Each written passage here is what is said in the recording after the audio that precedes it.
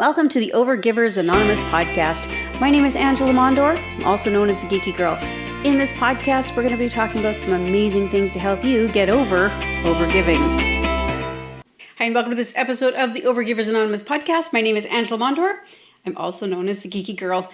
Today, we're going to talk about preventing burnout. We're going to talk a little bit about balancing business and personal life. I'm not talking about finding balance. I think there's some misnomers, some conversations. Let's have a bit of a conversation.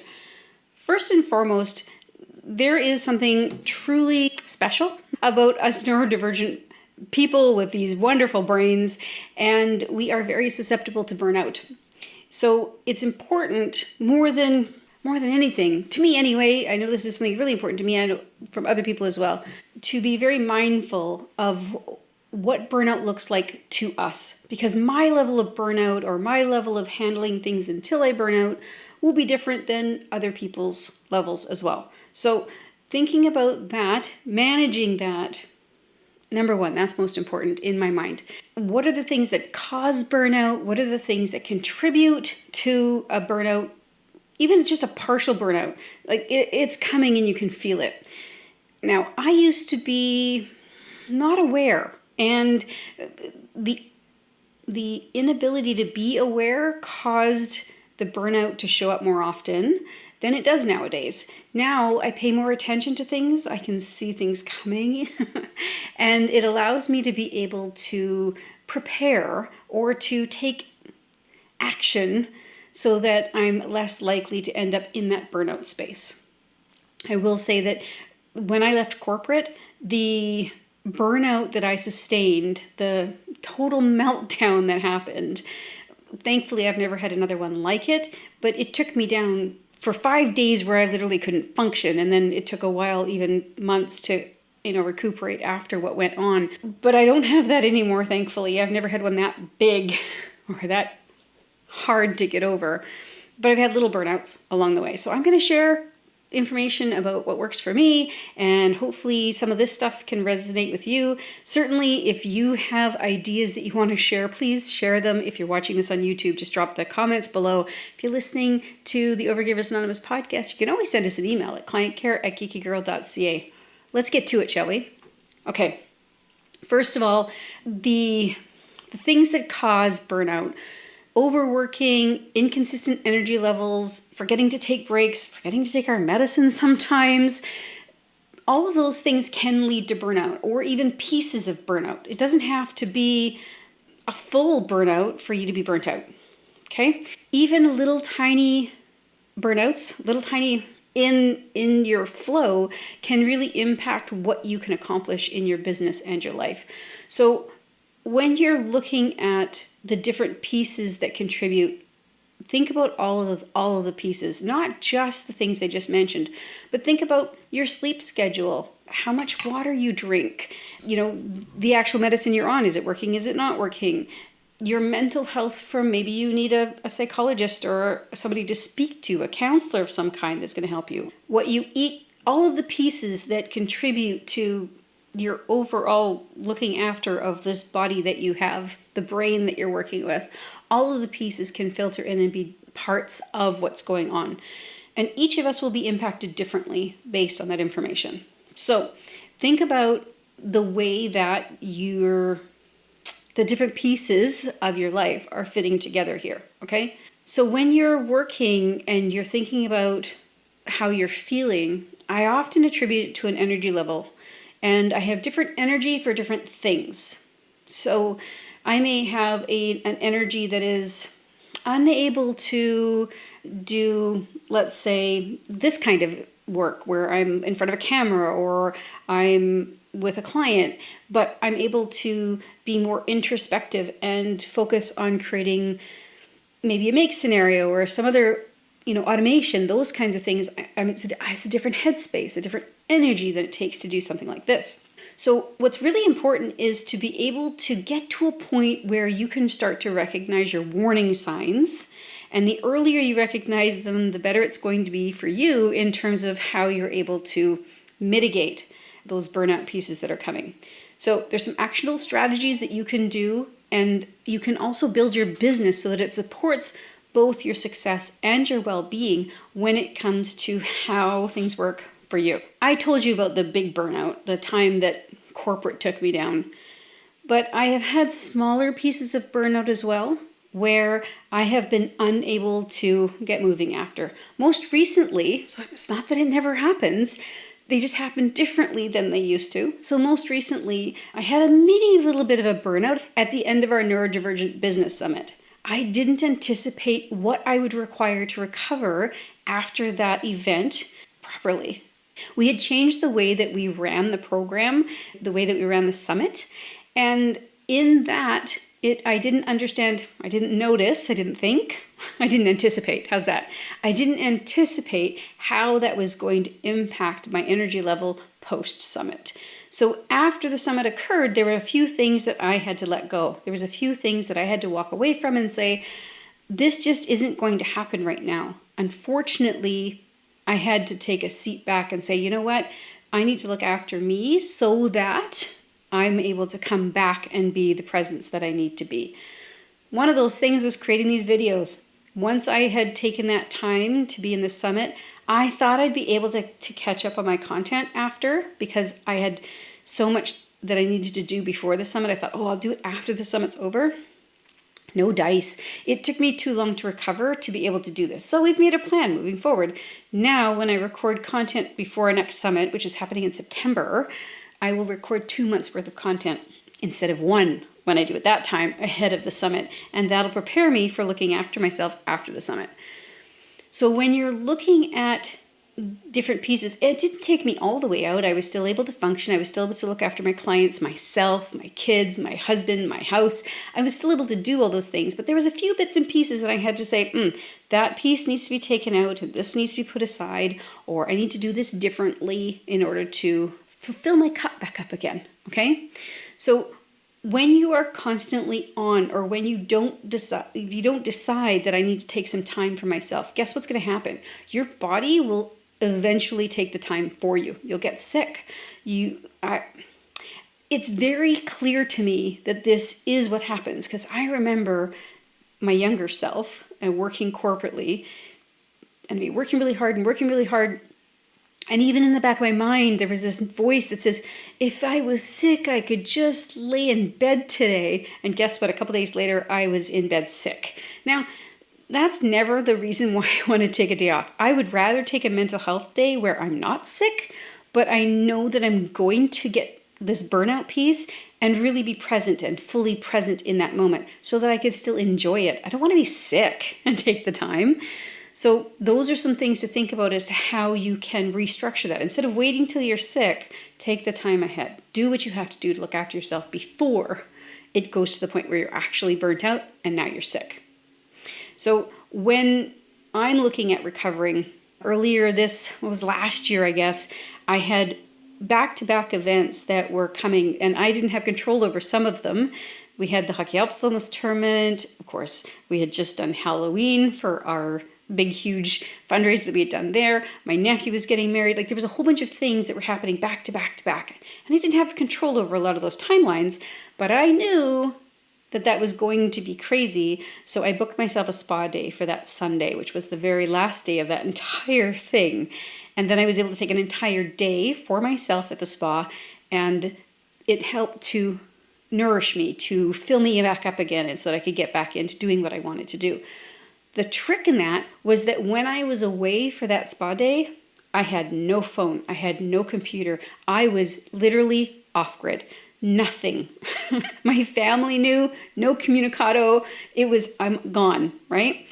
That was what I needed to recover at that time. You're going to need what you're going to need when you need it. And it's not always the same for me. Sometimes I need to go to the ocean. Sometimes I need to go to the forest. Sometimes I need to just lay in bed and read a book. Depending on what it is I need to recover or to recoup from, right? Think about what it is that you need. So there are some things that might trigger this for you. So let's talk about them. So hyperfocus and overworking. Hyperfocus can be great because we get so much done and we're in such a zone that it just feels super, super awesome. The downsides of hyperfocus is that it does cause us to overwork sometimes. We forget to drink, we forget to eat, we forget to go to the bathroom. There's a bunch of things. So hyperfocus is great except for when it interferes with those things. Now, if it does interfere with those things, just know that it's important for you to build in something to look after yourself, okay? Time blindness can cause some problems because we don't realize how long we've been working, which kind of goes with the hyperfocus a little bit. Sometimes you're not even hyperfocused, you're just simply not understanding how long you've been doing something. I remember one time I was cleaning my living room and I wasn't paying attention to time. I wasn't paying attention to what I was doing, and I ended up going down rabbit hole after rabbit hole. It took me 5 hours. My living room's not that big, but I just kept going down this rabbit hole and then that rabbit hole, and it kept going, one thing led to another. That's time blindness. I wasn't even hyper-focused, I don't think. I didn't feel like I was in hyper-focus for that. I was listening to a book and I was just doing my thing. But so time blindness, when we're working on things like that, we may not realize that how much time has passed as we're working on those things. And you don't realize that you hadn't stopped to eat or you haven't started to do all those other things, which is sort of like the hyper-focus portion again, right? Rejection sensitivity can be very, very poignant if we are working really, really hard and we are constantly worried that we're letting other people down. And that's why we're overworking. If we're overworking because we're worried about what other people are thinking, or we're worried about people feeling like we're not contributing the way we need to, that can cause problems in terms of your overwhelm inside your business. Emotional and sensory overload, let's be honest. I mean, if you have emotional or sensory overload that's ever happened to you, you'll be able to understand this. If you've never had it, it'll be completely outside of your realm of understanding.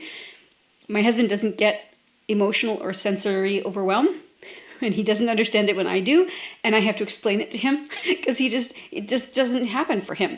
But sometimes it's too noisy, or my shirt, there's some days when I have to change my shirt 3 or 4 times just because I don't like the way it feels. I liked it in the beginning, but I generally dress because of how it makes me feel.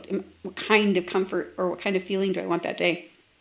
There could be too much noise or too much stimulation from visuals or sounds, movement, noise, smells. There's all kinds of reasons. So if you are living in a situation or working in a situation where you have less control over or less the ability to change those situations, that can cause you to burn out too. I was managing a call center at the time, plus I had other roles and responsibilities with help desk and that kind of thing. And I remember people coming to my office and they're like, "Why are you wearing sunglasses and the lights are out?" And I'm like, "I have a migraine and I can't leave. I have to keep working." So in those situations, we have to find our way through them. Clearly, I wasn't looking after myself. There's no way I should have been working in that situation. I should have gone home. Let's be honest. I had one job where they actually had a quiet room where you could go to a quiet room when you were working. That was a cool job. Anyway, also inconsistent energy levels can lead to burnout. If you are really, really excited and you've got lots of energy and you can get a lot of things done, and then the next day you've put all of your energy into day 1 and day 2 you've got nothing, you might still push yourself to work on day 2 because you think, "Oh, well, I got all that done. I should be able to get something done today." It can cause some burnout because there's not that balance there as well. So through those cycles of extreme productivity versus complete burnout, it's not really good for you as a human being anyway, right? So what's important here? How can you look at all the different pieces that are coming into your planet, and how can you mitigate these situations for yourself? First and foremost, setting your boundaries and protecting your time. Your boundaries around who you work with, why you're working with them, when you're willing to work, all those kinds of things. When you have clear work hours and you understand the difference between this kind of work, that kind of work, and personal time, okay?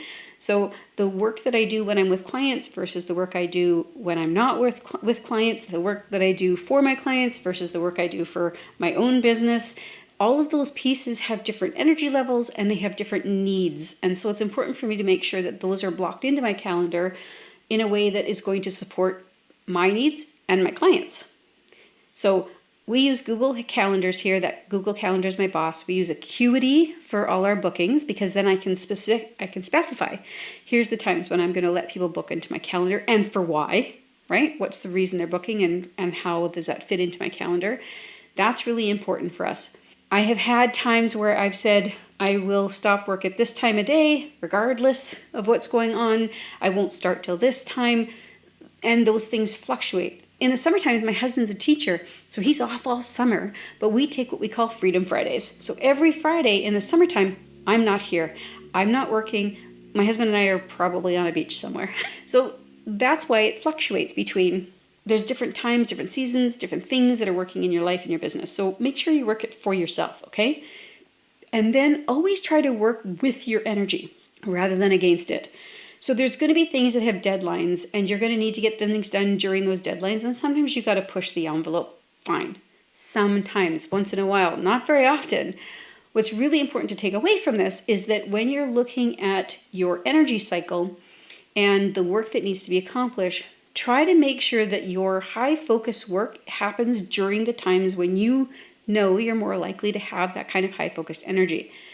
When you are trying to balance that calendar, for example, I don't like to have client calls in the afternoon because I don't want to miss an appointment. And I have that appointment waiting thing that happens in my brain. So if I start work at 9 or 10 o'clock in the morning, but I don't have a call till 2 o'clock in the afternoon with a client, chances are pretty good that I'm not going to get anything really productive done between that time because I'm constantly going to be worried about that call that's happening at 2 o'clock. So I schedule those things earlier in the morning. I want those things to happen first, and then in the afternoon, I don't have to worry so much. If I get into a hyper-focus mode in the afternoon, I don't have to worry that I'm missing an appointment, okay?